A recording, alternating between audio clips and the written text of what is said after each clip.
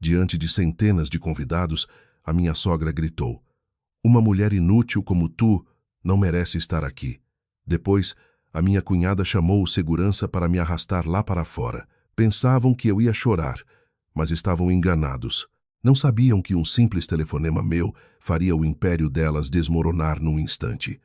Antes de a história começar, por favor, escrevam nos comentários de que zona estão a assistir a esta história. Não se esqueçam de deixar o vosso gosto e subscrever, para que este canal possa crescer e apresentar histórias ainda mais interessantes.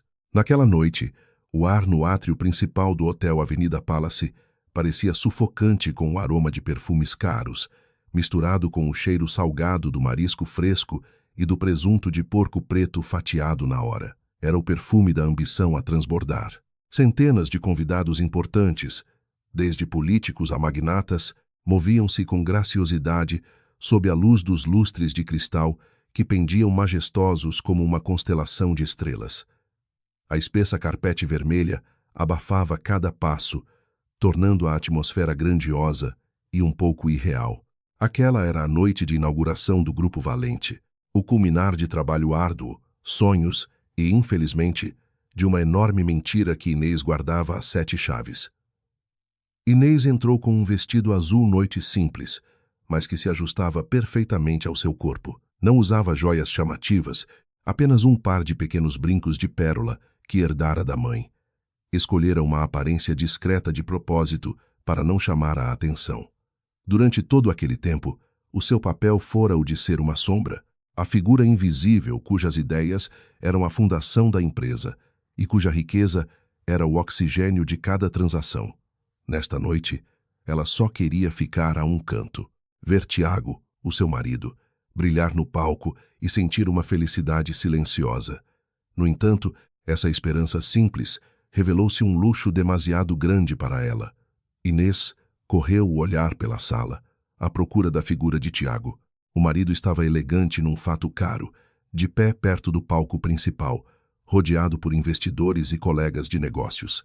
A seu lado estava Dona Helena, a sua sogra, com um sorriso rígido pintado por um batom vermelho vivo, e Beatriz, a sua cunhada, que ria de forma sedutora enquanto exibia a sua carteira de edição limitada. Pareciam o retrato de uma família perfeita, saída de uma revista da alta sociedade.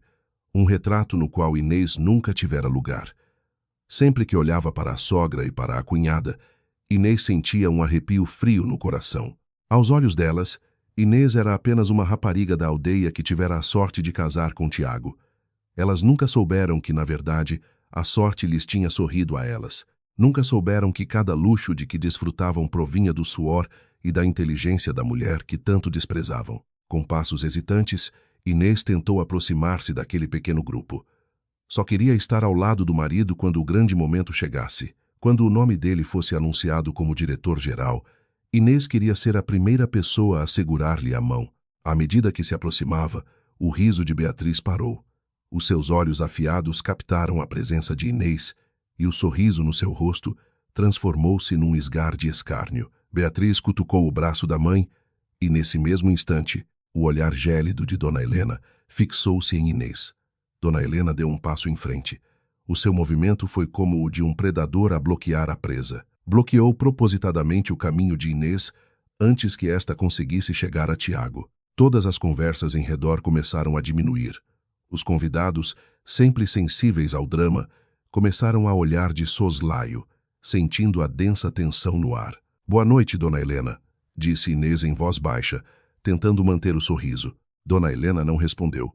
Apenas analisou a aparência de Inês da cabeça aos pés com um olhar de desdém. "Fica aí", sibilou. A sua voz era baixa, mas afiada como a lâmina de uma faca. "Quem pensas que és? Tens a ousadia de vir a um evento como este com roupas tão baratas?" Tiago, ao ver a interação, pareceu nervoso. Deu um passo em frente, tentando intervir. "Mãe, para com isso. A Inês é a minha esposa. Ela tem o direito de estar aqui." A voz de Tiago era baixa, mas havia um tom de resistência nela. Aquele era um dos raros momentos em que Tiago tentava defendê-la em público. No entanto, essa pequena coragem foi imediatamente extinta pelo olhar assassino da sua mãe. "Cala-te, Tiago", gritou Dona Helena. A sua voz subiu agora várias oitavas, alta o suficiente para fazer virar algumas cabeças. Queres ser um filho ingrato e defender esta mulher inútil em frente a toda a gente? Ela só vai envergonhar o nome da nossa família. O grito atingiu Tiago em cheio. Os seus ombros caíram, o seu rosto ficou vermelho de vergonha e voltou a baixar a cabeça em silêncio. A sua coragem momentânea desapareceu sem deixar rasto, engolida pela dominação inquestionável da sua mãe. Inês viu aquilo, e o pedaço do seu coração que ainda tinha esperança despedaçou-se. Ao ver Tiago subjugado, Dona Helena voltou a focar todo o seu ódio em Inês.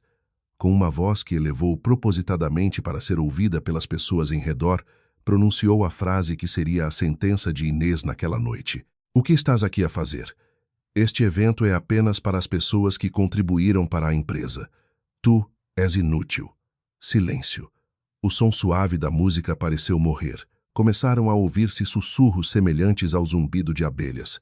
Alguns convidados chegaram mesmo a tirar os seus telemóveis, prontos para gravar o drama que se desenrolava. O rosto de Inês ardia, não de vergonha, mas de uma raiva que a queimava por dentro. Ela suportara tudo aquilo durante anos. Insultos à mesa de jantar, sarcasmo em eventos familiares, tratamentos arbitrários na sua própria casa, mas ser humilhada em frente a centenas de pessoas, num evento que ela própria construíra com as suas mãos, era o limite de tudo. Beatriz, que saboreava cada segundo do sofrimento de Inês, acenou com a mão de forma arrogante. Senhor Segurança, chamou com uma voz mimada e artificial. Por favor, acompanhe esta convidada não convidada até a saída. Ela está a incomodar. 2 seguranças robustos aproximaram-se de forma desajeitada. Pareciam hesitantes, mas não podiam ignorar uma ordem da família anfitriã. Pararam de ambos os lados de Inês. Desculpe, senhora. Por favor, acompanhe-nos, disse um deles educadamente. Inês não resistiu, não se debateu. Olhou diretamente para Tiago, que continuava de cabeça baixa, sem coragem para a encarar. Viu Dona Helena com um sorriso vitorioso. Viu Beatriz a olhar para ela com superioridade. Aos olhos delas, ela era uma perdedora expulsa. Então, algo dentro de Inês mudou. Aquela dor ardente arrefeceu, transformando-se num gelo afiado e focado. Ela não ia chorar, não ia gritar. Ia destruí-las com a elegância que elas nunca tiveram. Com as costas direitas, Inês virou-se e caminhou em direção à saída, ladeada pelos 2 seguranças, como se fosse uma criminosa. Cada passo parecia pesado, acompanhado por olhares de pena e de escárnio dos convidados. Sentia a vitória delas, a arrogância delas. Elas não sabiam que estavam a aplaudir a sua própria ruína. Exatamente na soleira da porta, sob a luz brilhante do átrio, Inês parou. Não olhou para trás. Com um movimento calmo e calculado, enfiou a mão na carteira e tirou o telemóvel. Todo o salão ainda a observava, aguardando o ato final daquele drama de expulsão. O seu dedo ágil pressionou um número de marcação rápida. A chamada foi atendida de imediato. Inês encostou o telemóvel ao ouvido e, com uma voz clara, calma, mas letal, disse: Senhor Mendes, cancele o fundo de investimento de 20 milhões de euros agora mesmo. O verdadeiro silêncio finalmente chegou. Já não era um silêncio embaraçoso, mas um silêncio carregado de choque. Ao longe, Inês conseguiu sentir a mudança na atmosfera. Sabia, sem precisar de olhar, que o sorriso de vitória no rosto de Dona Helena tinha congelado. O esgar no rosto de Beatriz desvanecera-se, e Tiago, o seu marido, talvez finalmente tivesse levantado a cabeça, pálido como a cal. Inês desligou a chamada, guardou o telemóvel na carteira e saiu do hotel para a noite fria, deixando para trás os destroços do império de papel que acabara de desmoronar com um único telefonema. O ar frio da noite atingiu o rosto de Inês assim que ela passou pelas portas rotativas do hotel, um contraste acentuado com o falso calor que se sentia lá dentro no salão. Ela respirou fundo, tentando acalmar o ritmo acelerado do seu coração. O som cintilante da festa e os sussurros dos convidados desvaneceram-se lentamente atrás dela, substituídos pelo rugido do trânsito da cidade que nunca dorme. Ela continuou a caminhar, passando pelas filas de carros de luxo bem estacionados, em direção a um canto mais escuro do parque de estacionamento. O telemóvel na sua mão vibrou. O nome do Sr. Mendes apareceu no ecrã. Ela deslizou o botão verde e encostou-o ao ouvido. Menina Inês, tenha certeza? Já o fiz. Os fundos foram congelados. Ouviu-se a voz grave e calma do outro lado da linha. O Sr. Mendes era o gestor financeiro de confiança do seu falecido pai. Tenho toda a certeza, Sr. Mendes, respondeu Inês. A sua voz soou mais firme do que ela própria esperava. Obrigada pela sua rapidez. Consigo imaginar o caos que se instalou lá dentro. O que lhe fizeram, menina? Havia um tom de preocupação na voz do Sr. Mendes. Inês sorriu amargamente enquanto carregava no botão das chaves do carro. Um luxuoso sedã preto, que a família de Tiago desconhecia por completo, piscou ao longe. Apenas mostraram as suas verdadeiras cores, Sr. Mendes, exatamente como prevíamos. Enquanto caminhava para o carro, a mente de Inês viajou de volta ao passado, ao início de toda aquela farsa. Ela não era uma mulher miserável da aldeia, como Dona Helena sempre dizia. Inês era do Alentejo e o seu pai fora um dos mais respeitados produtores de cortiça e vinho da região, um empresário genial que, apesar da fortuna, preferira a tranquilidade das suas vinhas aos holofotes de Lisboa.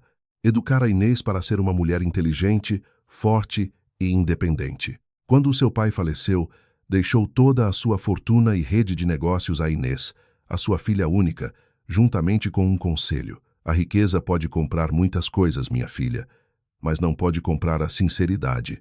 Procura alguém que te ame quando não tiveres nada. Aquele conselho ficou gravado no coração de Inês. Por isso, quando conheceu Tiago, um jovem ambicioso com grandes sonhos, mas com capital limitado, Inês decidiu guardar o seu segredo. Apaixonou-se pelo espírito de Tiago, pela forma como ele olhava para ela como se fosse a única mulher no mundo. Queria ser amada pelo que era. Apresentou-se então como Inês, uma órfã com um trabalho administrativo comum. Inicialmente tudo pareceu maravilhoso, mas após o casamento, as máscaras da família de Tiago começaram a cair. Dona Helena e Beatriz nunca esconderam a sua antipatia. Consideravam que Inês não estava à altura, um parasita que apenas iria atrasar o sucesso de Tiago. Tratavam-na como uma criada na sua própria casa. Um dia, Tiago foi ter com ela com um ar desesperado. O plano de negócios da sua família estava em risco de falhar por falta de capital. Inês viu ali uma oportunidade, não para se exibir, mas para ajudar o homem que amava. Contudo, também encarou aquilo como um teste final. Foi ao encontro do Sr. Mendes no seu imponente escritório, um arranha-céus da qual Tiago não fazia ideia. Inês lembrava-se perfeitamente da conversa com o Sr. Mendes nesse dia. Quero investir 20 milhões de euros na empresa deles, disse Inês. O Sr. Mendes olhou para ela, franzindo a testa. Menina, com esse dinheiro, podia comprar a empresa deles 3 vezes. Por que apenas investir e por que de forma anônima? Não se trata apenas de negócios, Sr. Mendes. Trata-se de uma prova.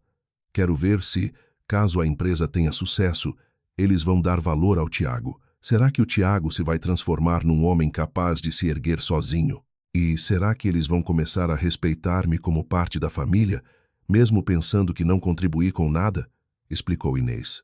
Assim, o plano foi posto em marcha. Os 20 milhões de euros foram canalizados através de uma empresa de fachada controlada inteiramente pelo Sr. Mendes. Inês era a investidora misteriosa que salvou o Grupo Valente, mas a sua contribuição não ficou por aí. Todas as noites, depois de Tiago adormecer, Inês esgueirava-se para o escritório. Revia propostas de negócios fracas, criava estratégias de marketing brilhantes, elaborava análises de mercado precisas e até escrevia rascunhos de e-mails para negociações importantes. Deixava tudo na secretária de Tiago, como se fosse o resultado do trabalho noturno do marido.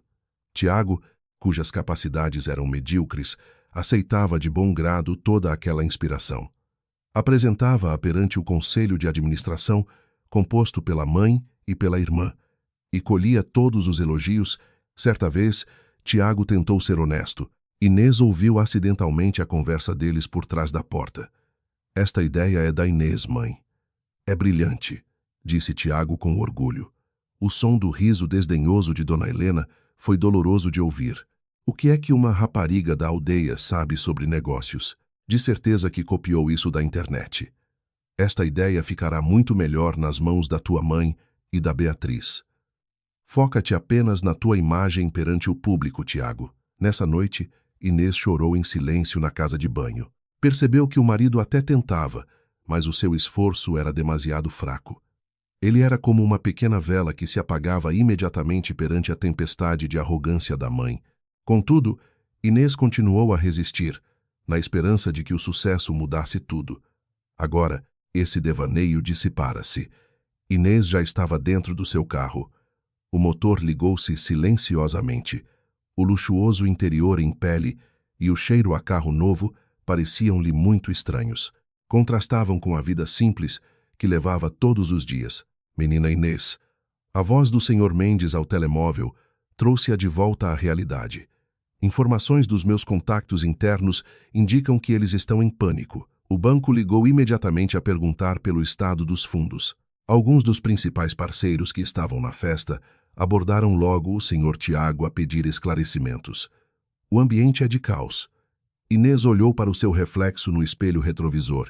Os seus olhos já não mostravam tristeza. A ferida transformara-se em força. A humilhação que sofrera naquela noite, fora a faísca que queimara os restos da sua paciência e do seu amor cego. A cortina daquela peça de teatro fechara-se. Deixe-os entrar em pânico, Sr. Mendes. Eles construíram o seu palácio sobre os meus ombros. Esta noite vou recuperar as fundações, disse Inês com uma voz fria e firme. Houve um breve momento de silêncio do outro lado da linha, antes de o Sr. Mendes responder, num tom cheio de respeito. Os fundos foram congelados. Todo o conselho de administração está em pânico. Quais são as suas próximas ordens, menina Inês? Inês esboçou um leve sorriso. Já não era o sorriso amargo de uma esposa magoada. Era o sorriso de uma rainha pronta para recuperar o seu trono. Prepare a nossa equipa de advogados, Sr. Mendes. Amanhã de manhã começaremos o jogo. O silêncio, deixado por Inês no salão do Hotel Avenida Palace, não durou muito. Quebrou-se em milhares de sussurros que se espalharam mais rápido que fogo. 20 milhões de euros? Ouvi bem? Murmurou um convidado. Quem é aquela mulher? Não é apenas a esposa do Tiago que ninguém liga nenhuma? Respondeu outro. Todos os olhos, que antes estavam fixos na saída, viraram-se em uníssono para o pequeno palco onde a família Valente se mantinha petrificada. Dona Helena foi a primeira a recuperar do choque. O seu rosto, outrora vermelho de raiva, estava agora pálido. Olhou para Tiago de olhos arregalados, como se exigisse uma explicação para aquela piada que não tinha qualquer graça. Tiago apenas conseguiu abanar a cabeça. Os seus lábios abriram-se sem emitir som. Estava igualmente confuso. 20 milhões. E Inês. Eram duas coisas que nunca existiram na mesma frase na sua mente. O caos começou num canto. Um gestor de operações correu de forma atabalhoada em direção ao palco. O seu rosto transparecia pânico e trazia um telemóvel encostado ao ouvido. Dona Helena, é um desastre, exclamou, ignorando qualquer protocolo. O banco ligou. Confirmaram que o nosso principal investidor, a Visão Investimentos, acabou de congelar todos os fundos e de retirar o seu compromisso de investimento. A ordem chegou há poucos segundos. Aquela declaração soou como a explosão de uma bomba no meio da sala. Visão Investimentos era a empresa de fachada usada pelo Sr. Mendes, um nome que nada lhes dizia a não ser como fonte de dinheiro. Mas a confirmação do banco tornou a ameaça de Inês numa realidade aterradora. Os convidados, que antes apenas sussurravam, começaram a falar abertamente. A atmosfera de festa, outrora animada, tornou-se tão tensa como num tribunal. O primeiro dominó tinha caído. Pouco depois, os seguintes começaram a cair rapidamente. Um fornecedor principal de matérias-primas que estava presente na festa aproximou-se imediatamente de Tiago. Tiago, o que significa isto? Ouvi dizer que os fundos foram retirados. A primeira prestação do nosso pagamento vence amanhã. Como é que resolvemos isto? Perguntou ele num tom exigente. Tiago, cujo cérebro ainda não conseguia processar a informação, apenas conseguiu gaguejar. Tenha calma. Isto é só um pequeno problema técnico. Exatamente nesse momento, o telemóvel no seu bolso vibrou intensamente. O nome do gestor do banco apareceu no ecrã. Com as mãos a tremer, Tiago atendeu. Apenas conseguiu ouvir a torrente de palavras em pânico do outro lado da linha, exigindo certezas, garantias e ameaçando com o congelamento do crédito caso o problema não fosse resolvido imediatamente. Por outro lado, Dona Helena tentava salvar a situação. Tentava sorrir para alguns colegas que a olhavam com desconfiança. É apenas um mal-entendido comum. Está tudo sob controle, dizia ela. Contudo, a sua voz trêmula denunciava o pânico. O seu próprio telemóvel tocava sem parar. Cada chamada era de um parceiro de negócios ou de um credor a exigir explicações. O pico do seu sucesso ruíra, transformando-se em escombros de humilhação. Em questão de minutos, Beatriz sentiu o impacto mais direto a nível social. As suas amigas da alta sociedade, que momentos antes se aglomeravam à sua volta, começaram a manter distância. Sussurravam por trás de leques ou taças de champanhe. Olhavam para Beatriz com uma mistura de pena e satisfação. O império social que Beatriz construíra sobre a fundação da futura riqueza da sua família estava agora cheio de fendas. Sentiu-se despida sob os olhares delas. Ao ver a situação descontrolada, Dona Helena fez sinal a Tiago e a Beatriz para irem para os bastidores. Agora, sibilou. Os três caminharam rapidamente, abandonando o palco, passando pela multidão de convidados que os olhava como se estivessem a assistir a um espetáculo raro. A grandiosa festa de inauguração transformara-se oficialmente no funeral da sua reputação. Assim que a porta da sala VIP nos bastidores se fechou, a raiva reprimida de Dona Helena explodiu. Já não se importava com a sua imagem. Isto é tudo por tua causa, gritou, apontando o dedo à cara de Tiago. És demasiado mole. Por que é que a deixaste ir embora? Porque ficaste calado quando eu a expulsei? Beatriz juntou-se à discussão. A sua voz soava histérica. É verdade, Tiago, devias tê-la trazido de volta à força, obrigá-la a pedir desculpa à mãe, em vez de ficares aí parado como uma estátua. Tiago, que até então tinha suportado a pressão de todos os lados em silêncio, atingiu o limite. A culpa, a confusão e a raiva contidas explodiram. Não, respondeu ele aos gritos, uma atitude que surpreendeu a mãe e a irmã. A culpa é toda tua, mãe. Foste tu que a humilhaste em frente a toda a gente. Tu é que lhe chamaste inútil. Eu tentei parar-te. Tu é que devias pedir desculpa e não eu. Dona Helena ficou sem fôlego. Por um momento, ficou surpreendida com a rebelião do filho.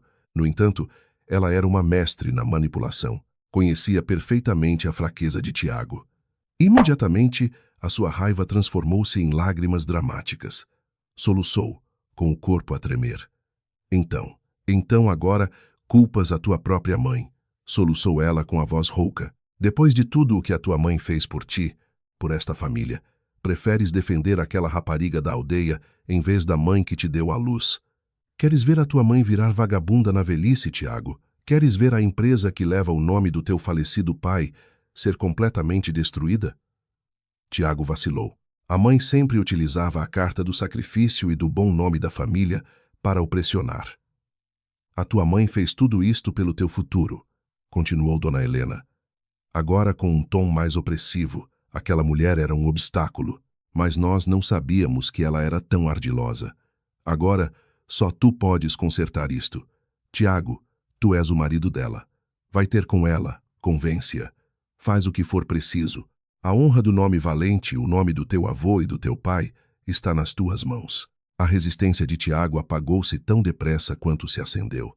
O peso de ser o único filho varão, o chefe titular da família, parecia esmagar-lhe os ombros. Sabia que a mãe estava redondamente enganada, mas a doutrina da devoção filial, incutida desde criança, era demasiado forte para ser contrariada.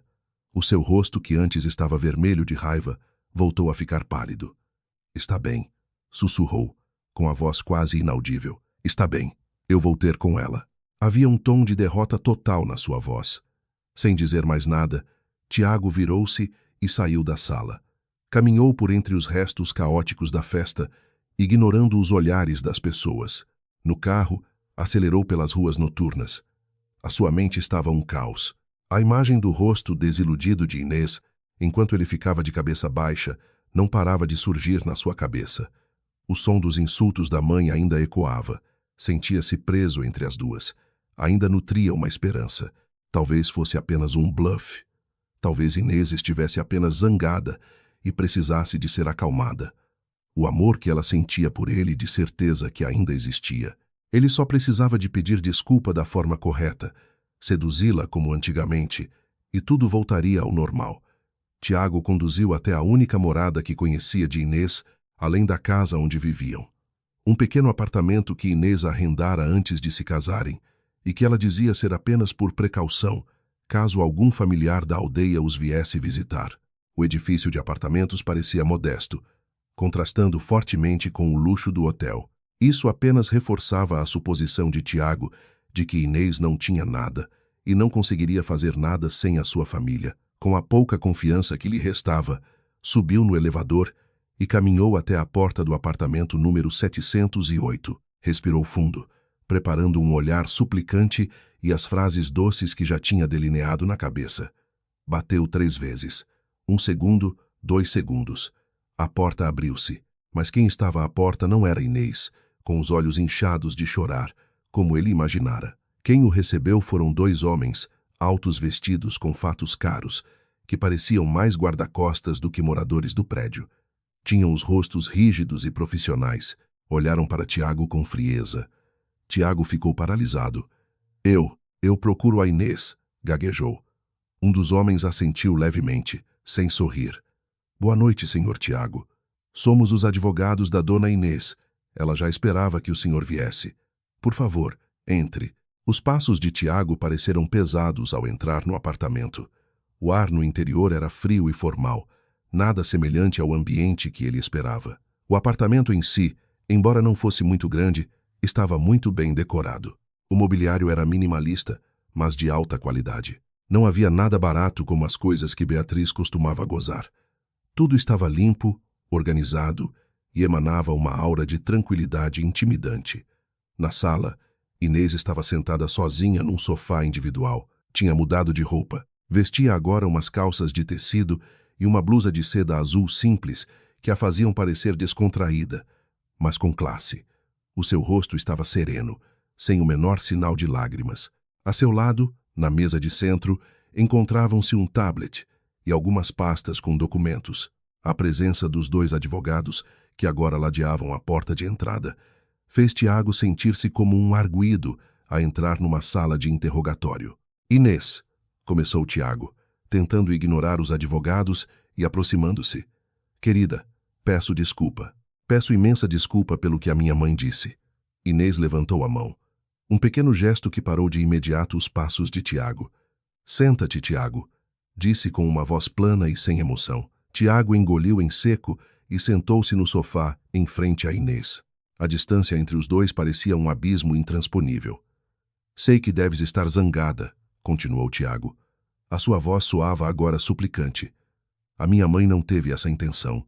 Ela estava apenas demasiado entusiasmada e falou sem pensar. Tudo isto não passa de um mal-entendido. Por favor, Inês, pela nossa família, retira a tua ordem. Podemos falar sobre isto com calma. Inês olhou fixamente para ele, um olhar que deixou Tiago desconfortável. A nossa família? Tiago, perguntou num tom gelado. Ou a tua família? A que família te referes? A família onde sou humilhada todos os dias? A família onde o meu marido fica calado enquanto a mulher é expulsa como um mendigo? Cada palavra soou como uma bofetada. Tiago não conseguiu responder. A partir de agora, prosseguiu Inês com um tom mais formal. Toda e qualquer comunicação entre nós, ou entre a tua família e eu, será feita através do Dr. Almeida e do Dr. Silva. Ela apontou para os advogados com o queixo. Isto já não é um assunto conjugal, é um assunto de negócios. A barreira profissional que Inês ergueu deixou Tiago instantaneamente em pânico. Aquilo era mais sério do que imaginava. Exatamente quando ia protestar, a campainha tocou de forma brusca. Um dos advogados abriu a porta e, sem serem convidadas, Dona Helena e Beatriz irromperam pelo apartamento adentro. Certamente tinham seguido Tiago. Ao ver Inês sentada calmamente, enquanto Tiago parecia impotente, Dona Helena lançou logo a sua estratégia. Deixou-se cair de joelhos no chão à frente de Inês. Um movimento teatral que surpreendeu toda a gente. As lágrimas inundaram o seu rosto, que ainda mantinha a maquilhagem desfeita da festa. Inês, minha filha, uivou.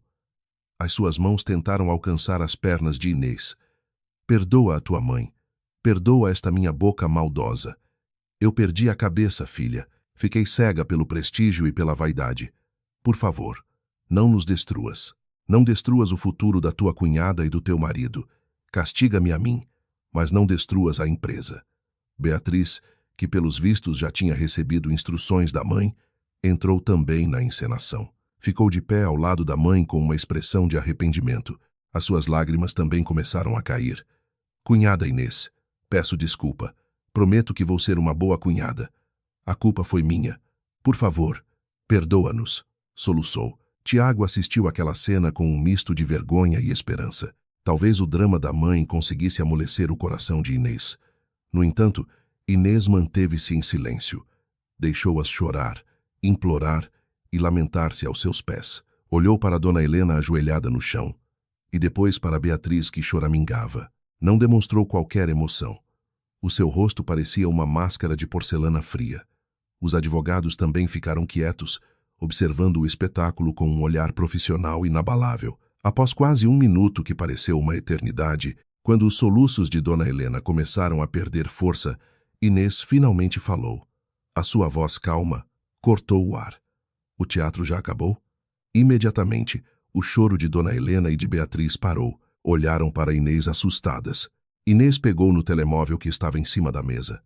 Creio que, disse, enquanto abria um ficheiro, um pedido de desculpas seria mais sincero se não fosse planeado.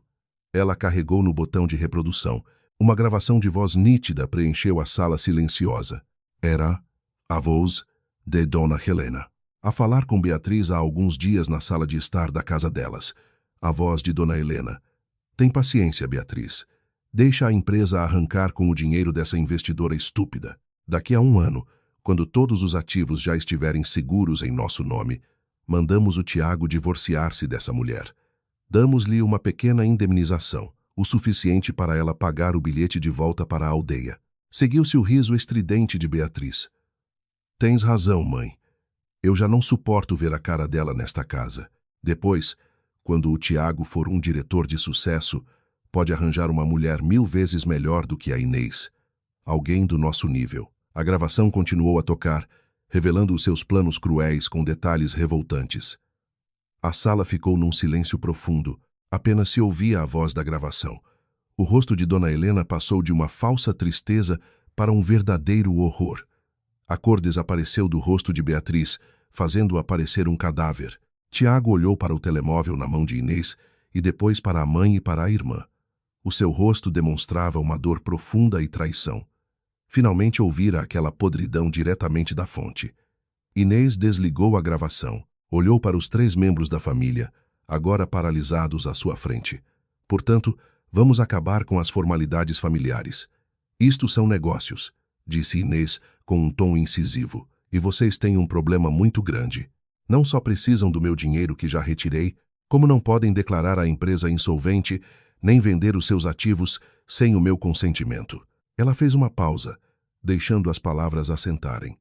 Precisam que eu assine os documentos de renúncia de direitos, continuou, cravando o olhar em Dona Helena, porque, no contrato que o Tiago assinou sem ler, está claramente estipulado que, sem a minha aprovação como investidora principal anônima, é ilegal transferir qualquer ativo da empresa. O verdadeiro horror começou a desenhar-se nos seus rostos. Não tinham apenas perdido dinheiro. Tinham caído na armadilha que eles próprios criaram, e agora estavam completamente à mercê da mulher que tanto tinham pisado. As palavras de Inês pairavam no ar gélido, mais frias e afiadas do que uma lâmina de gelo. Toda a farsa do pedido de desculpas evaporou-se de imediato, substituída por um pânico indescritível. Tiago olhou para Inês, depois para a pilha de documentos na mesa, e novamente para Inês. Aos seus olhos, a mulher que sempre considerara ingênua e submissa tinha se transformado numa estranha inteligente e calculista. A mulher sentada à sua frente não era a Inês que ele conhecia. Aquela era a arquiteta de uma armadilha perfeita. Dona Helena, cujos joelhos ainda tocavam o chão, foi a primeira a recuperar a voz. A sua natureza combativa e astuta sobrepôs-se ao choque. Disparate, vociferou, tentando levantar-se com o que lhe restava de orgulho. Que contrato? Pensas que somos estúpidos? Tiago, o que foi que assinaste afinal? Se calhar esta mulher falsificou tudo. Tiago apenas conseguiu abanar fracamente a cabeça. A sua memória recuou até aquele dia. Ficara tão eufórico quando a mãe lhe dissera que havia uma grande investidora disposta a injetar capital. A equipa jurídica da mãe tinha-lhe entregado uma pilha de documentos grossos. Assina apenas aqui, Tiago. O resto a mãe já tratou, dissera ela na altura. E Tiago, com uma confiança cega e preguiça para ler os detalhes complexos, assinou sem hesitar. Tinha assinado a sentença de morte da sua própria empresa. Antes de Inês precisar de responder, o advogado chamado Dr. Almeida deu um passo em frente calmamente. Abriu a sua pasta de couro genuíno e retirou um documento volumoso cuidadosamente encadernado. Colocou-o em cima da mesa de centro com um baque suave que soou como o bater do martelo de um juiz. Esta é uma cópia autêntica do acordo de investimento entre o Grupo Valente, representado pelo Sr. Tiago na qualidade de diretor-geral, e a Visão Investimentos, disse o Dr. Almeida, com a voz calma e profissional. Tudo é legal. Foi assinado perante um notário e devidamente registrado. Não há qualquer falsificação, dona Helena. Ele então abriu o documento numa página já marcada. Permita-me ler algumas cláusulas importantes que vos devem ter passado ao lado, prosseguiu, como um professor a ensinar alunos lentos. A cláusula 72, começou o Dr. Almeida, estipula que a identidade do beneficiário efetivo da Visão Investimentos é confidencial e que o Grupo Valente tem a obrigação de respeitar e proteger qualquer representante nomeado pelo investidor. Qualquer ação que possa ser considerada como assédio, humilhação ou conduta imprópria para com esse representante perante o público será considerada uma grave quebra de contrato. Dona Helena e Beatriz olharam uma para a outra, começaram a perceber o rumo daquela conversa, e a representante nomeada pela Visão Investimentos para acompanhar a atividade da empresa por dentro, acrescentou o Dr. Almeida, olhando diretamente para elas, é a dona Inês. Se antes estavam pálidas, agora os seus rostos ficaram brancos como papel. A humilhação na festa não fora apenas um drama familiar, fora uma violação contratual de milhões de euros. O Dr. Almeida virou para a página seguinte. E agora, a cláusula mais relevante. Cláusula 114 sobre as consequências de uma violação grave. Limpou a garganta por um momento. No caso da ocorrência de uma violação grave, conforme previsto na cláusula 72, o investidor tem duas opções. Primeira opção, retirar a totalidade dos fundos de investimento de forma imediata e exigir uma indemnização. Esta opção já foi parcialmente executada pela dona Inês há algumas horas. Fez uma pausa para deixá-los processar a informação antes de desferir o golpe seguinte. Segunda opção, executar o direito de conversão. O investidor tem o direito de converter o valor total do investimento, ou seja, os 20 milhões de euros, na titularidade da maioria das ações da empresa, correspondendo a 70%. Silêncio total. Tischer. Esse número zumbia-lhes aos ouvidos. Isso significava que a empresa da qual tanto se orgulhavam, o nome da família que tanto vangloriavam, já não lhes pertencia.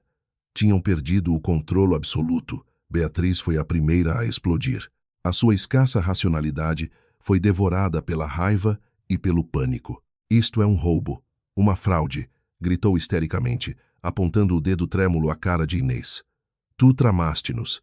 Planeaste isto tudo desde o início. És uma cobra. Tentou avançar para atacar Inês. Contudo, o segundo advogado, Dr. Silva, agiu rapidamente. Colocou-se entre Beatriz e Inês, formando uma barreira sólida, impenetrável. Dona Beatriz, aconselho-a a acalmar-se, disse o Dr. Silva, com a voz mais afiada do que a do colega. Uma acusação de fraude é algo sério, especialmente se vier de alguém que cometeu desvio de fundos. Aquelas palavras calaram Beatriz de imediato. Que desvio de fundos? Não invente, respondeu ela. Embora a sua voz já não soasse tão confiante, o Dr. Silva sorriu ligeiramente. Voltou à sua pasta e tirou um dossiê diferente. Com movimentos deliberados, tirou o conteúdo e espalhou-o pela mesa de centro, como um jogador de cartas a revelar as cartas da vitória. Sobre a mesa estavam provas irrefutáveis, os extratos bancários da empresa, que mostravam várias transferências de grande montante para uma conta pessoal em nome de Beatriz, a fatura de um carro desportivo de luxo pago a pronto em nome de Beatriz, liquidado a partir da conta da empresa semanas antes, o extrato de um cartão de crédito adicional, pertencente a Beatriz, associado à conta da empresa, repleto de despesas com malas de marca, sapatos caros e os custos de umas férias no estrangeiro. Os fundos iniciais libertados pela Visão Investimentos, explicou o Dr. Silva, deviam ter sido usados para despesas operacionais e aquisição de maquinaria de produção, de acordo com a proposta. No entanto, os nossos registros indicam que quase 3 milhões de euros foram desviados para o seu benefício pessoal, dona Beatriz.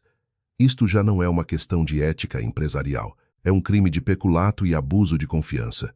Toda a energia de resistência de Beatriz pareceu ser sugada. Caiu sentada no chão. Os seus olhos fixaram-se no vazio, perante as provas dos seus crimes.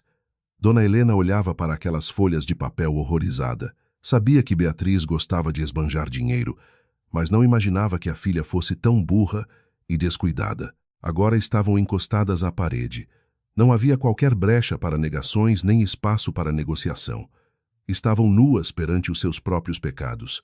O Dr. Almeida tomou novamente a palavra, colocou 2 novos conjuntos de documentos e uma caneta de luxo em cima da mesa, entre as provas do desfalque. A dona Inês, tendo em consideração o passado, ainda tem a bondade de vos dar uma escolha, disse ele num tom formal. A primeira opção. A dona Helena, o senhor Tiago e a dona Beatriz assinam o documento de transferência de 70% das ações para a dona Inês, bem como a carta de demissão de todos os cargos executivos na empresa, com efeitos imediatos. Em troca, a dona Inês considerará as perdas resultantes do desvio de fundos como saldadas e não levará o caso aos tribunais. Ele fez uma pausa para deixar a oferta assentar. Perder a empresa, mas manter a liberdade. Segunda opção, prosseguiu o Dr. Almeida, e agora não havia qualquer suavidade na sua voz. Se recusarem cooperar, iremos congelar imediatamente todos os vossos bens pessoais relacionados com os fluxos de caixa da empresa.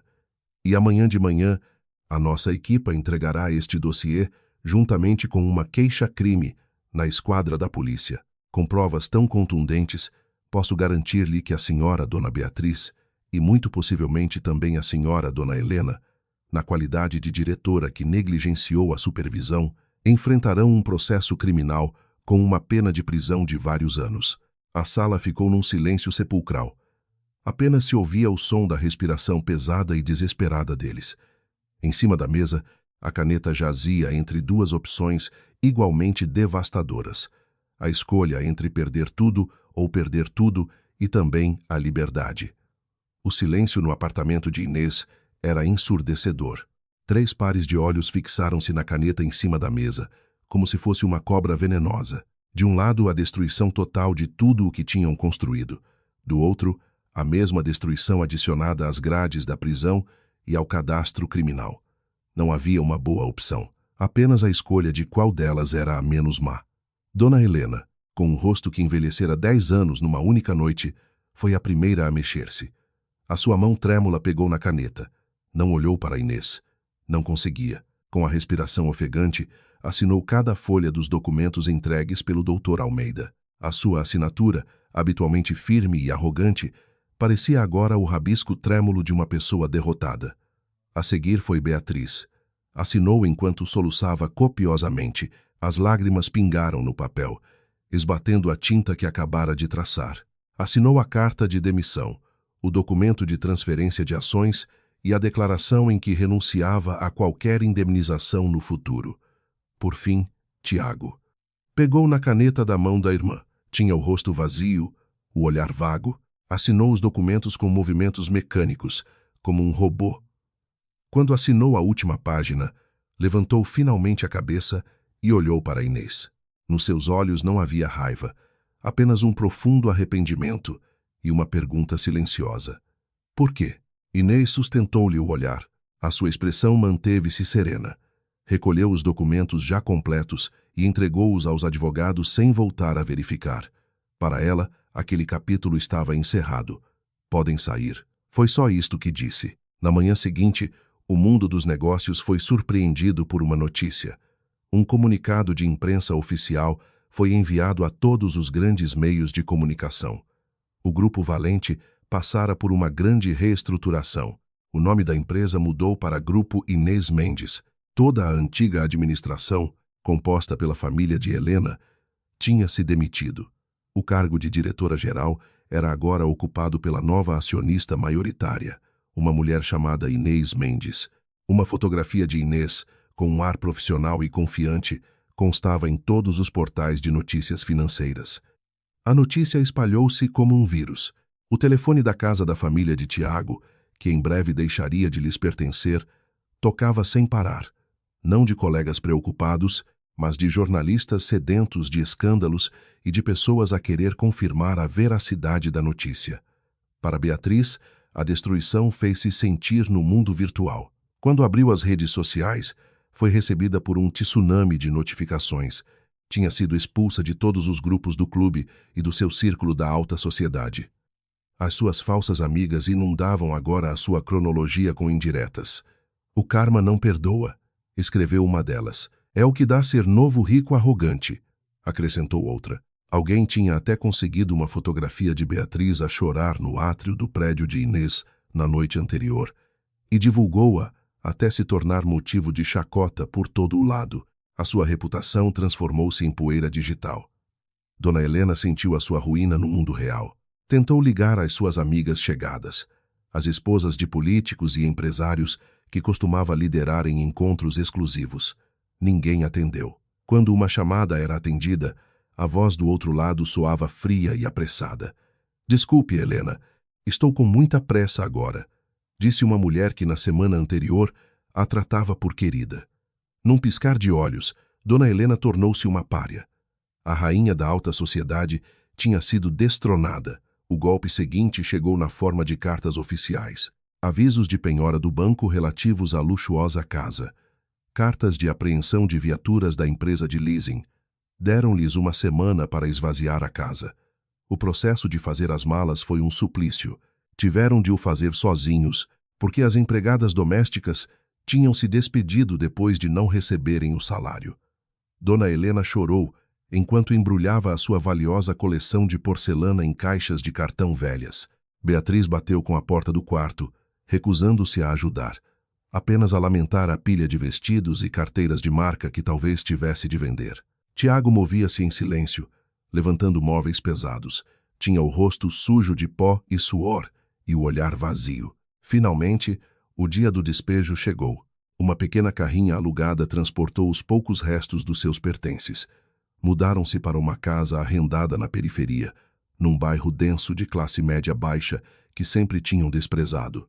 A casa era pequena, com a tinta a descascar das paredes e um portão de ferro meio enferrujado. Os vizinhos, que já tinham ouvido rumores sobre quem eram os novos moradores, espreitavam por trás das cortinas com curiosidade. A primeira noite naquela casa foi o cúmulo de todo o sofrimento. O ar era quente e abafado. Sentaram-se no meio da desarrumação das caixas de cartão. Naquela noite, a mesa de plástico mal montada serviu de palco para o jantar mais humilhante das suas vidas. Uma sopa de legumes rala, algumas bifanas compradas na tasca da esquina e copos de água da torneira. A realidade da queda era brutal e palpável. Beatriz começou a queixar-se. Está tanto calor aqui, está cheio de mosquitos. Não consigo viver assim, choramingou, enquanto enxotava um mosquito. Dona Helena, que até então tinha ficado calada, respondeu num tom amargo, culpando Tiago como de costume. Isto é tudo por causa da tua incompetência. Se tivesse sido mais firme com aquela tua mulher desde o início, chega! O grito de Tiago foi tão alto que fez a mãe e a irmã saltarem de susto. Já não era a voz fraca de resistência. Era a explosão de um homem que perdera tudo. Chega, mãe, chega! Gritou Tiago. Tinha o rosto vermelho e as veias do pescoço salientes. Não me voltes a culpar. Eu tentei. Quantas vezes disse à mãe para respeitar a Inês? Quantas vezes tentei defender a minha mulher? Mas a arrogância da mãe, a sua ganância insaciável, foi o que nos destruiu. Levantou-se, com a respiração ofegante. Lembra-se quando eu disse que a ideia era brilhante e a mãe disse que ela era uma rapariga da aldeia? Lembra-se quando a defendi na festa e a mãe gritou comigo à frente de todos e chamou-me filho ingrato? A mãe e a Beatriz nunca me ouviram. Só se importavam com dinheiro, estatuto e exibição. Nunca quiseram saber de mim, muito menos da Inês. Tiago, tem cuidado com o que dizes. Sou tua mãe, gritou Dona Helena, recusando-se a aceitar. Mãe? Qual mãe? A mãe que planeou deitar fora a minha mulher depois de lhe sugarem o dinheiro todo? Eu ouvi, mãe. Ouvi a gravação. Vocês metem nojo. A discussão subiu de tom. Os gritos de Tiago, os urros de Dona Helena e o choro histérico de Beatriz misturaram-se numa sinfonia de destruição. Culpavam-se uns aos outros, insultavam-se, deitando cá para fora todo o veneno e desilusão acumulados. Estavam tão embrenhados na raiva que não repararam que a janela da sala estava escancarada. Lá fora, do outro lado da rua, vários vizinhos já tinham saído de casa. Uns fingiam regar as plantas, outros sentavam-se no pátio. Todos prestavam atenção, a ouvir atentamente cada detalhe da discussão daquela família rica que ficara pobre. A desgraça pessoal deles tornara-se agora num espetáculo gratuito para toda a vizinhança. Enquanto a família de Tiago se afundava num mar de humilhação, Inês estava a erguer um novo palácio a partir dos escombros da empresa que quase faliu. O primeiro dia em que pisou o átrio principal do escritório como legítima proprietária, a atmosfera era estranha e tensa. Os funcionários que se cruzavam com ela paravam por momentos, baixavam a cabeça de forma rígida e depois apressavam-se, sussurrando. Aos olhos deles, Inês era uma figura misteriosa e perigosa. A mulher vinda do nada que conseguira derrubar a dinastia de Helena numa única noite. Não sabiam se deviam ter medo ou respeito. Inês herdou uma empresa podre por dentro. Por fora parecia grandiosa, mas os bastidores estavam cheios de compadrio e incompetência. Os cargos de gestão eram ocupados por familiares afastados ou amigos da Dona Helena, cuja única competência era bajular. Beatriz tinha colocado seus amigos na divisão de marketing, gastando o orçamento em eventos glamourosos, em vez de criar estratégias de vendas reais. A moral dos poucos funcionários que realmente trabalhavam estava de rastos. Estavam habituados a ver boas ideias serem ignoradas, enquanto os bajuladores eram promovidos. O primeiro passo de Inês foi convocar uma reunião geral com todos os funcionários, do nível mais baixo até aos diretores que ainda restavam. Colocou-se sozinha no pequeno pódio do auditório da empresa, observando as centenas de rostos que a miravam, com uma mistura de curiosidade e apreensão. Não trazia notas. Tudo o que ia dizer vinha diretamente do coração e do cérebro. Bom dia, cumprimentou. A sua voz calma e clara ecoou pela sala através dos altifalantes. O meu nome é Inês Mendes. A partir de hoje, sou a nova diretora-geral desta empresa. Ela fez uma pausa, deixando a frase assentar. Sei que muitos de vós estão confusos e talvez com medo. Há muitos rumores a circular sobre mim. Hoje, quero esclarecer tudo. Não sou de fora. Durante mais de um ano, trabalhei nos bastidores, redigindo propostas, analisando dados de mercado e delineando as estratégias que mantiveram esta empresa de pé. Talvez o meu nome nunca tenha sido mencionado, mas o meu suor está nos alicerces deste edifício. Ouviram-se murmúrios de surpresa entre os funcionários. Alguns dos diretores trocaram olhares, como se percebessem algo. Recordavam-se das vezes em que Tiago aparecia nas reuniões com ideias brilhantes que pareciam não combinar com a sua personalidade. Esta empresa, continuou Inês, foi construída sobre grandes ideias, mas gerida da forma errada. A partir de hoje, isso vai mudar. O nome da empresa mudará oficialmente para Grupo Inês Mendes. Ouviu-se uma salva de palmas, tímida vinda de alguns cantos. Sob a minha liderança, afirmou Inês, correndo o olhar pela sala inteira, a única coisa que será valorizada é a competência, o trabalho árduo e a integridade. Não importa quem conhecem ou quão bons são a fazer elogios, mas sim o que podem contribuir. A era do compadrio acabou. Como prova viva das suas palavras, nesse mesmo dia, Inês chamou alguns gestores conhecidos por serem protegidos de Dona Helena e de Beatriz. Foram chamados um a um ao seu gabinete, sem dramas e sem gritos. Inês mostrou-lhes calmamente os dados do seu fraco desempenho, o excesso de faltas injustificadas e as contas de despesas absurdas. Com provas irrefutáveis, deu-lhes duas opções: demitirem-se com dignidade ou serem despedidos por justa causa. Em apenas 3 dias, todos os parasitas da empresa foram varridos. O passo seguinte foi promover as pessoas certas. Inês estivera a observar ao longe durante todo aquele tempo. Sabia quem eram os funcionários com potencial que sempre foram postos de parte. Uma delas era Ana, uma brilhante analista de dados júnior, cujas ideias tinham sido descaradamente roubadas por Beatriz para serem apresentadas como suas. Inês chamou Ana ao gabinete. A jovem entrou a tremer, a pensar que ia ser despedida. Em vez de uma carta de despedimento, Inês entregou-lhe uma proposta. Ana, li todos os teus relatórios, até os rascunhos que nunca apresentaste. As tuas análises são perspicazes. O lugar de diretora do Departamento de Estudos e Estratégia está agora vago. Quero que sejas tu a liderá-lo. Ana olhou para Inês com lágrimas nos olhos, sem acreditar no que acabara de ouvir. Pela primeira vez na sua carreira, o seu trabalho era valorizado. A notícia da promoção de Ana espalhou-se rapidamente pelo escritório, enviando um sinal forte a todos de que a nova era tinha realmente começado. O entusiasmo, outrora extinto, começava a renascer. Os funcionários passaram a ter coragem de expressar as suas ideias e a trabalhar com mais empenho, sabendo que a nova chefe avaliava verdadeiramente o trabalho. Inês trabalhou incansavelmente, reformulou totalmente os fluxos de trabalho, eliminou a burocracia desnecessária e repôs os planos de negócios originais que tinham sido estupidamente alterados por Dona Helena. Na sala de reuniões, era uma líder rigorosa, mas justa. Ouvia sugestões, mas as suas decisões baseavam-se sempre em dados e lógica, e não em emoções ou sussurros de quem lhe era mais próximo. Em menos de 3 meses, o grupo Inês Mendes, que estivera à beira da ruína, começou a dar sinais incríveis de recuperação. Os relatórios financeiros, antes vermelhos, passavam agora para a zona verde. A transformação de Inês não aconteceu apenas dentro da empresa. A sua aparência também mudou. Já não se escondia por trás de roupas simples. Com a ajuda de um estilista profissional, assumiu a imagem de uma diretora-geral moderna e carismática. Vestia fatos de corte impecável, o cabelo estava sempre arranjado e irradiava confiança em cada gesto. Tornou-se o assunto do momento no mundo dos negócios. O auge da sua transformação deu-se quando lançou um massivo programa de bem-estar para os funcionários.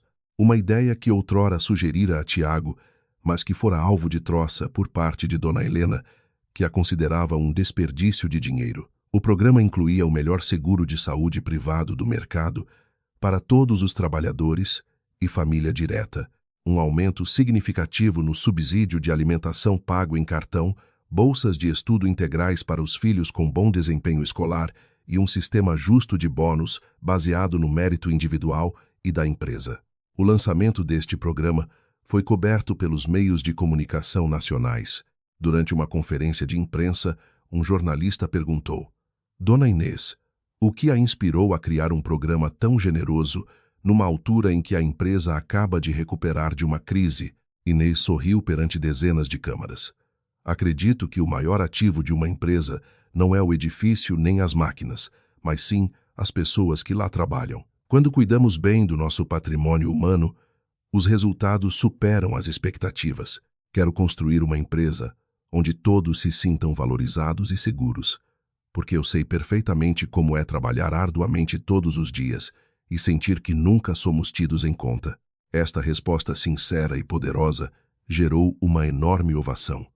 A partir desse dia, formou-se a sua imagem como o novo e inspirador ícone empresarial focado no fator humano. Já não era apenas a mulher que tirara a empresa à sogra, era uma rainha que estava a reconstruir o seu império sobre as bases da justiça e do respeito. Passaram-se 6 meses desde aquela fatídica noite de inauguração. Para Tiago, esses 6 meses pareceram 6 séculos de agonia. Perdera tudo: emprego, estatuto, riqueza, a casa e, acima de tudo, a mulher que em segredo tinha sido o pilar da sua vida. Após ter sido expulso da casa arrendada por falta de pagamento da renda, Tiago viu-se forçado a separar-se da mãe e da irmã. Dona Helena foi acolhida por um familiar distante que teve pena dela, Beatriz. Depois de vender os últimos pertences de marca que lhe restavam, partiu sem deixar rasto, deixando apenas uma mensagem curta onde dizia que ia começar uma vida nova. Tiago ficou verdadeiramente sozinho. Vivia agora num quarto alugado e exíguo numa zona densamente povoada e ruidosa da cidade. Para sobreviver, arranjou emprego como assistente administrativo numa pequena transportadora. Um trabalho monótono com um salário que mal dava para as contas. Todas as manhãs, ia espremido no autocarro da Carries numa longa viagem até ao trabalho. Ele, que antes estava habituado a andar num carro de luxo com motorista, tornara-se agora parte de uma multidão sem rosto, a lutar para sobreviver um dia de cada vez. Ironicamente, no meio da sua vida cinzenta, o rosto de Inês estava por todo o lado, nas capas das revistas financeiras penduradas nos quiosques, no ecrã da televisão da Tasca, onde comprava o almoço, nos enormes painéis publicitários no cruzamento por onde passava diariamente. O grupo Inês Mendes disparou. Todas as notícias sobre a empresa elogiavam a visão de liderança de Inês. Tiago lia e via tudo aquilo com um turbilhão de emoções. Sentia uma estranha réstia de orgulho ao ver as ideias que outrora ouvira como sussurros de Inês durante a noite tornarem-se agora num sucesso retumbante. Mas esse orgulho era rapidamente engolido por uma onda de remorsos tão profunda que o sufocava. Agora percebia que todo o sucesso que tinha reclamado para si, todos os elogios que recebera, provinham da mulher que ele permitira que fosse humilhada e expulsa. Não era apenas um marido fraco, era um ladrão. Um ladrão de ideias, um ladrão de trabalho e um ladrão dos sonhos da sua própria esposa. A culpa corria-lhe nas veias todas as noites, impedindo-o de dormir. Após meses a debater-se com a vergonha e o orgulho, Tiago tomou finalmente uma decisão. Já não queria saber de dinheiro ou da empresa. Havia uma coisa que tinha de fazer antes de conseguir sequer tentar perdoar a si mesmo. Tinha de pedir desculpa. Não um pedido fingido como aquele que fizera no apartamento. Um pedido de desculpas genuíno do fundo da sua alma despedaçada. Numa tarde, depois de receber o salário, foi a uma pequena florista e comprou um ramo de lírios brancos, as flores preferidas de Inês. Com o coração a bater forte, apanhou o autocarro em direção ao edifício do grupo Inês Mendes. A torre erguia-se alta e majestosa, um autêntico monumento ao sucesso de Inês. Tiago entrou no átrio sentindo-se deslocado. A simpática recepcionista olhou para ele interrogativamente. Tiago, que antes entrava ali como queria, tinha agora de dizer o nome e ao que vinha. Como qualquer estranho, sou o Tiago. Gostaria de falar com a dona Inês. É um assunto pessoal, disse, com a voz trêmula. A recepcionista pareceu hesitar, mas, perante as suas súplicas, acabou por ligar para a secretária da diretora-geral. Milagrosamente, minutos depois, foi-lhe dada a autorização para subir. A viagem no elevador até ao último andar pareceu uma subida em direção ao juízo final. As portas abriram-se numa elegante recepção privada. Uma secretária encaminhou-o até ao gabinete de Inês. O escritório era enorme, com janelas do chão ao teto que ofereciam uma vista panorâmica de toda a cidade. Inês estava de costas para a porta, a olhar pela janela. Quando se virou, Tiago sentiu-se sem ar. Inês parecia completamente diferente. Tinha à sua volta uma aura de força e serenidade que ele nunca tinha visto antes. Tiago, cumprimentou Inês com um tom calmo. Sem surpresas, Tiago aproximou-se com passos incertos e colocou o ramo de flores em cima da mesa. São para ti, disse sem jeito. Inês apenas olhou de relance para as flores antes de voltar a encarar Tiago. O que te traz por cá? Tiago respirou fundo. Chegou o momento. Não vim pedir nada. Começou com a voz a tremer. Não vou pedir dinheiro, emprego, nem uma segunda oportunidade. Só quero Só quero pedir desculpa. Olhou diretamente para os olhos de Inês, permitindo que ela visse todo o remorso da sua alma. Peço-te desculpa, Inês, não só por ter ficado calado quando a minha mãe te insultou, mas também porque fui demasiado fraco e as minhas defesas não serviram de nada. Peço desculpa por todas as vezes que permiti que te desvalorizassem. Peço desculpa por ter roubado os frutos do teu trabalho árduo e ter dito que eram meus. Eu devia ter te protegido. Eu devia ter lutado por ti. Mas falhei. Sou um cobarde e peço perdão. As lágrimas começaram a acumular-se nos olhos de Tiago, mas não as deixou cair. O silêncio tomou conta da sala. Inês olhou para Tiago durante muito tempo. A sua expressão era indecifrável. Pela primeira vez, ela via o verdadeiro Tiago, sem a máscara da arrogância ou a influência da mãe. Apenas um homem destruído pelos seus próprios erros. Por fim, Inês suspirou suavemente. Havia um ligeiro traço de tristeza nos seus olhos. Agradeço a tua sinceridade, Tiago, e acredito que o teu pedido de desculpas desta vez é sincero. Um raio de esperança brilhou no coração de Tiago. Aceito as tuas desculpas, prosseguiu Inês, para sarar esta ferida, mas não para começar um novo capítulo. A esperança apagou-se de imediato. O homem que está aqui à minha frente, disse Inês, com uma voz suave mas firme, é o homem que deveria ter sido o meu marido desde o início, mas ele nunca apareceu quando eu precisei dele. Esperei tempo demais, Tiago. Deixei de esperar. Ela caminhou até a sua enorme e arrumada secretária.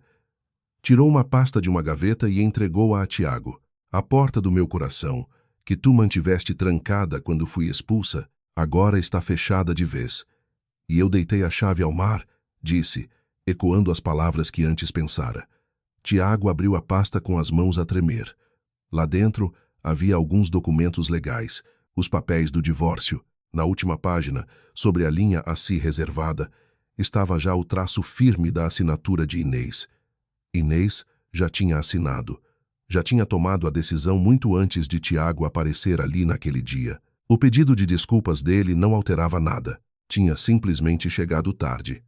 Demasiado tarde. O destino tem por vezes um sentido de humor cruel. Nem sempre castiga com trovões e tempestades. Muitas vezes castiga com um espelho, obrigando as pessoas a olharem para o reflexo das suas próprias ações através da sua nova e miserável vida. Para Beatriz e Dona Helena, esse espelho era frio e implacável. A vida de Beatriz girava agora à volta do cheiro a café queimado e de pratos sujos. Depois de o dinheiro que fez com a venda das suas coisas ter acabado, viu-se obrigada a aceitar qualquer trabalho que aparecesse. Ironicamente, o único lugar que a aceitou foi um café moderno, num centro comercial, o tipo de lugar onde ela ia frequentemente com as amigas para cuscar e tratar mal os empregados. Cada dia era uma batalha contra o seu orgulho despedaçado. Tinha de vestir uma farda de poliéster desconfortável, sorrir para clientes indelicados e limpar os restos de comida dos outros.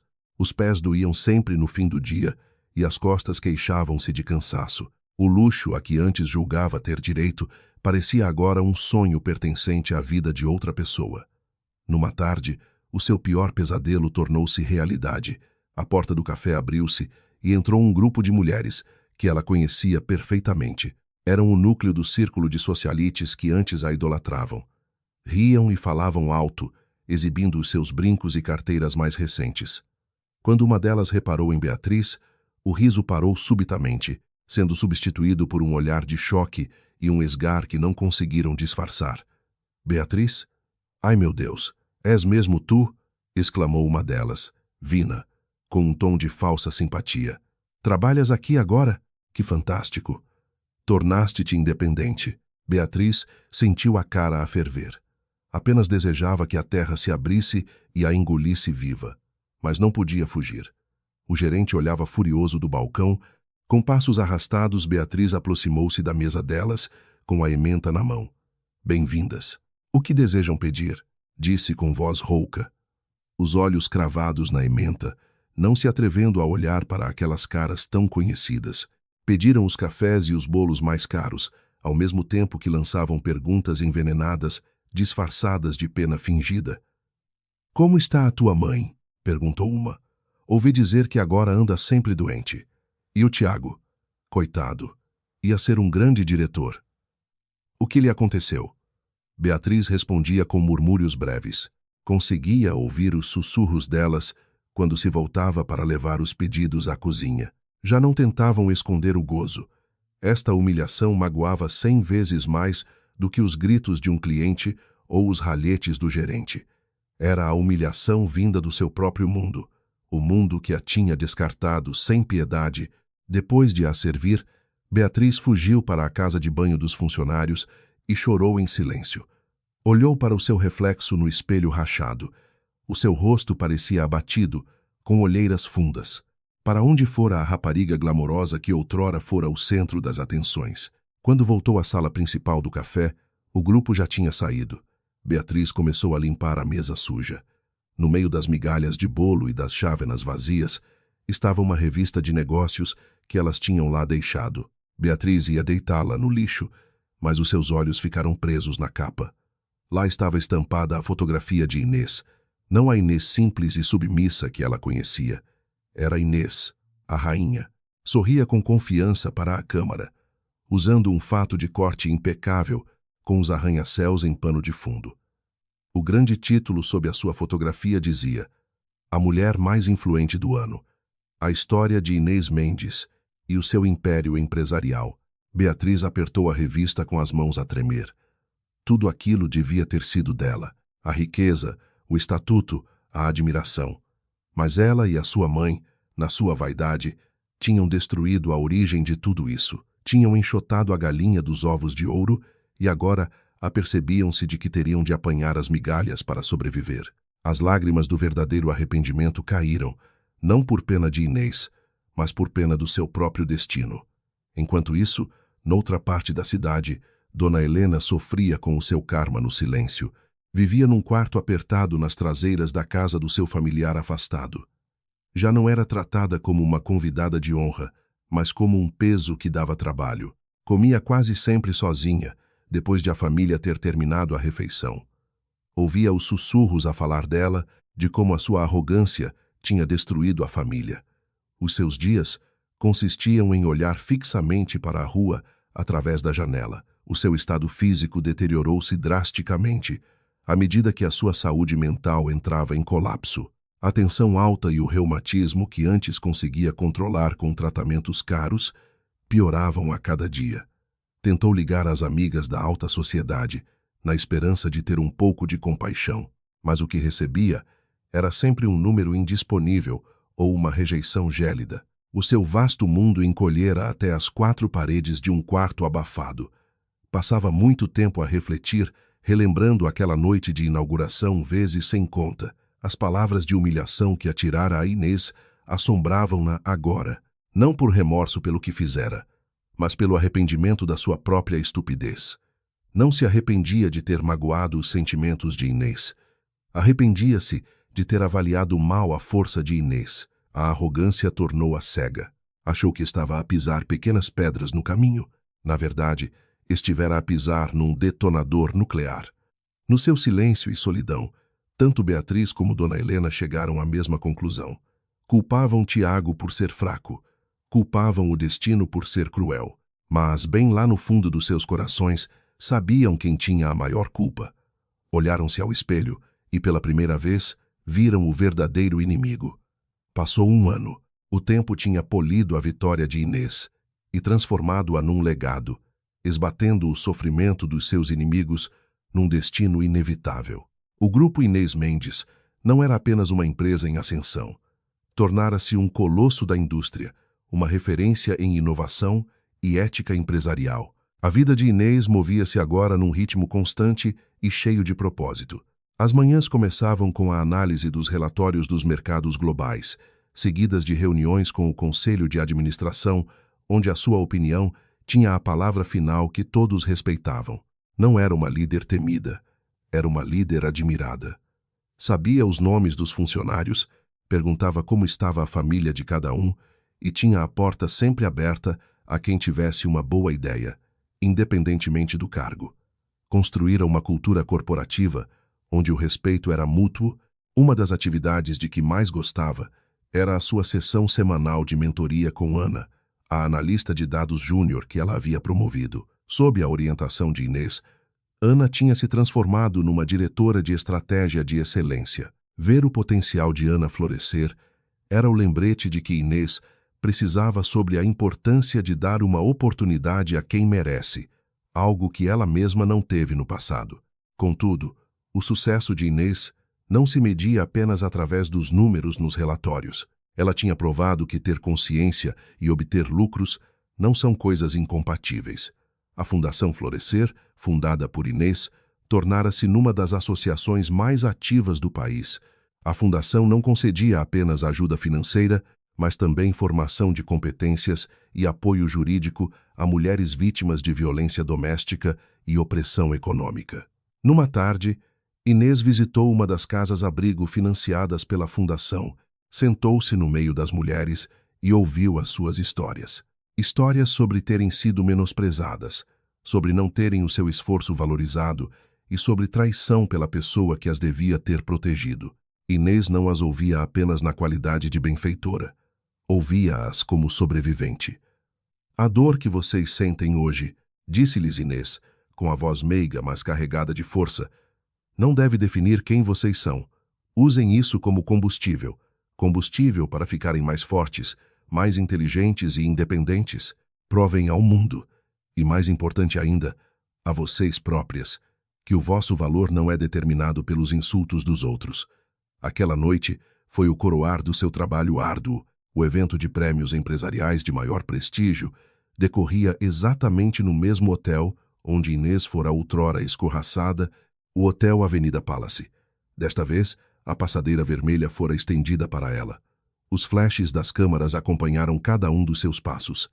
Os magnatas e os políticos que outrora a olharam com desprezo desdobravam-se em felicitações. Inês estava sentada na mesa principal, com grande porte num brilhante vestido dourado. Quando o apresentador do evento anunciou os nomeados para o maior prêmio, diretora-geral do ano, o nome de Inês foi o último a ser chamado, acompanhado de um curto vídeo ilustrativo da sua história impressionante. Chegou o anúncio. E a vencedora é a dona Inês Mendes, do grupo Inês Mendes. O salão irrompeu num mar de aplausos. Inês subiu ao palco. O seu coração estava repleto de gratidão. Segurou no pesado troféu de cristal e dirigiu-se ao microfone. Muito obrigada, começou. O seu sorriso era honesto e afetuoso. Agradeceu à equipa, aos funcionários e a todos os que confiaram nela. Depois, fez uma pausa e olhou para o público. Há 1 ano e meio, foi neste mesmo salão que fui expulsa, porque me consideraram inútil e uma pessoa que nada tinha para contribuir, disse ela. Fez-se um súbito silêncio. Nessa noite, aprendi uma lição de muito valor. Aprendi que não podemos controlar a forma como as pessoas nos julgam, mas que podemos e devemos controlar a forma como nós próprios nos avaliamos. Nunca deixem que as humilhações dos outros falem mais alto do que a crença no vosso coração. Nunca deixei que fossem os outros a determinar o meu valor. Os aplausos ecoaram pela sala, desta vez mais estridentes e prolongados. Quando Inês desceu do palco, viu-se rodeada de pessoas que a queriam felicitar. No meio da multidão, a sua vista prendeu-se a uma figura muito familiar a um canto do salão, junto à porta de serviço. Um empregado de uma empresa de limpeza subcontratada, fardado, que empurrava o carrinho da esfregona. O homem parou sob as luzes tênues e Inês pôde ver-lhe a cara nitidamente. Era Tiago. O rosto estava muito mais emaciado. Os ombros encontravam-se curvados pelo cansaço. Os seus olhares cruzaram-se apenas por uma fração de segundo. Nos olhos de Tiago, Inês não viu ressentimento ou inveja. Viu apenas um enorme arrependimento e talvez um vislumbre de respeito, que, aliás, chegava demasiado tarde. Tiago acenou levemente a cabeça, num gesto de reconhecimento silencioso, antes de baixar os olhos à pressa e prosseguir no seu trabalho, empurrando o carrinho e desaparecendo atrás das portas de serviço. Inês sentiu uma pontada emocional invulgar, não de angústia e nem de glória, apenas um pingo de pena difuso, tal como quem revê as cinzas de uma memória que se apagou há muito tempo. Suspirou de leve, libertando as últimas réstias do passado. Um colega tocou-lhe no ombro, retirando-a do devaneio. Parabéns, Inês. Um discurso absolutamente brilhante. Inês virou-se. O sorriso reapareceu nos seus lábios, mais luzídio desta vez. Obrigada, respondeu. Ergueu o copo, acenando para retribuir o brinde dos novos colegas. Inês sorria, envolta em brilho, num mar de respeito e no futuro que ela mesma soubera erigir pelas próprias mãos. A rainha tinha chegado, e desta vez o seu sol nunca mais iria pôr-se.